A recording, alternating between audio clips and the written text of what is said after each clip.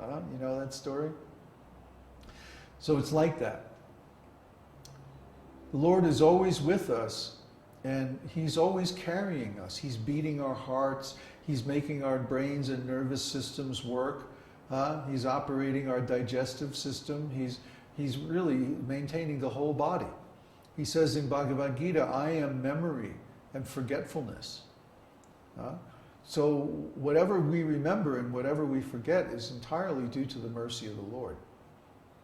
The operation of our body and so on and so forth is all done by the Lord according to our karma. So, long and short of it is, we should take all of this karma, this body, this mind, everything, and offer it back to Krishna. Okay, Krishna, this is for your service. I dedicate this body, this mind to you. Now you can do whatever you like. So that's our eternal relationship with Krishna, and we can revive that relationship by chanting His names. It's so easy. When we chant Viṣṇusahasranāma, for example, we are invoking all of the Lord's different qualities, all of His different forms, and all different kinds of relationships with Him. We get to taste all these things. It's very wonderful. So if we chant Viṣṇusahasranāma, or if we chant Dvadashakshara mantra, Om Namo Bhagavate Vasudevaya, or if we're following all the principles, we can chant the Maha Mantra, Hare Krishna, Krishna Krishna, Hare Hare, Hare Ram, Ram Ram, Hare Hare. So now I'd like to open up for questions. So please type your questions in the chat box. I think we already had one question, right? Okay, what do we got? This is like those quiz shows, you know? Well, it's not very related. Huh? Not very related to general. Well, if it's a good question, then why not? What is the relation between consciousness and time? Is it ever subservient to time? In material life, what parts of us are subservient to time and what parts are not? That's a very good question. Who asked that? Never. Good question. Time is material because it affects material things. Our consciousness is fundamentally spiritual. Therefore, our consciousness is actually eternal.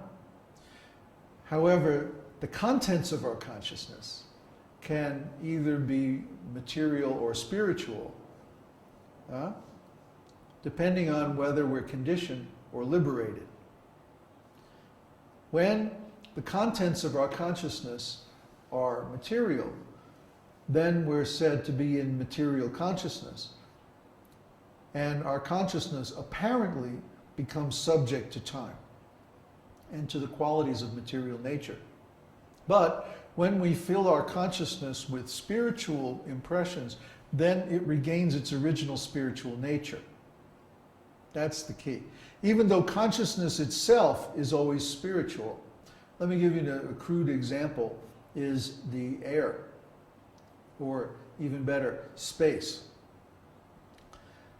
Space is always pure. Even though sometimes the air is filled with smoke, or pollution, or dust, or rain, or snow, depending, or wind. The space that the weather travels through is always pure, and it's never affected. There's nothing you can do to space. You can't hit it, you can't burn it, you can't do anything to space. Space is like absolute.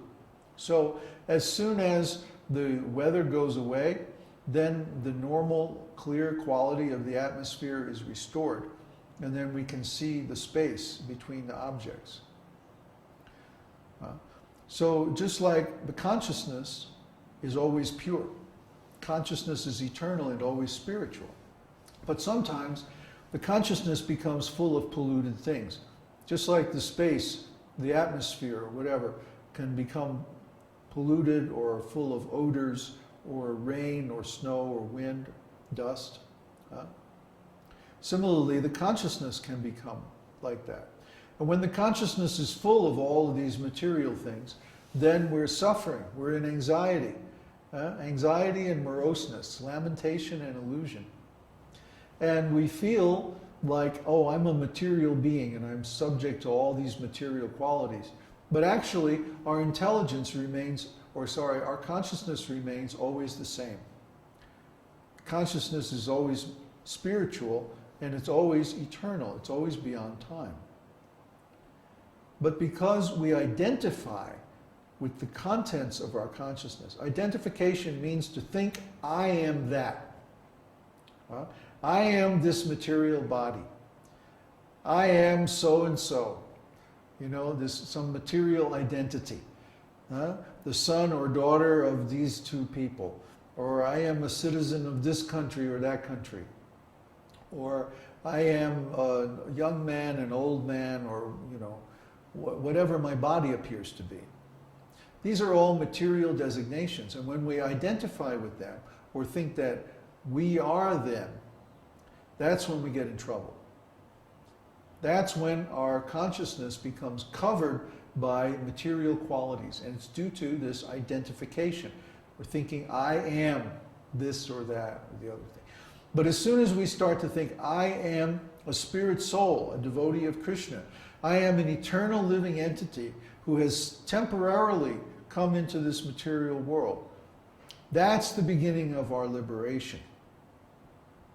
Because all of a sudden now we're thinking in terms of our real identity instead of some false identity. False ego means a false identity.